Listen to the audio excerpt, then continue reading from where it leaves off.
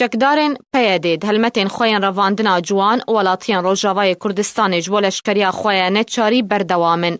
لگوری آگاهیان ده روژا دوشمی چکدارین پیاده در دوره 1000 جوان جباجار حسکی و دیرا زوره کپرانیاوان ماموستبون لدبستان ریوبریا پیاده لدورا جزیره یا روجاوای کردستان جبو لشکریا خوین نچاری رواندن. لگوری چالگوان خوجهی دسته یا پروردهی یا پیاده بریار رواندنا هجمارک ماموستین که دبستان وینه دا که هفتیا بوری 25 ماموسته لدورات الحمیس 25 ماموسته لتلبرک و 25 لتربسیپیه 25 لتلکوچر و 5 ماموسته لدیرکه و 5 لحسکه و 5 ماموسته لسرکانیه جبو لشکریا خواه یعنی چاری رواندن. لگوری همان چالکوانان همو ماموستین کل دبستان پیاده کار دکرن به کاغذک فرمی جلشکریه هاتبون پاشخستن لپیده او کاغذ بطال کر.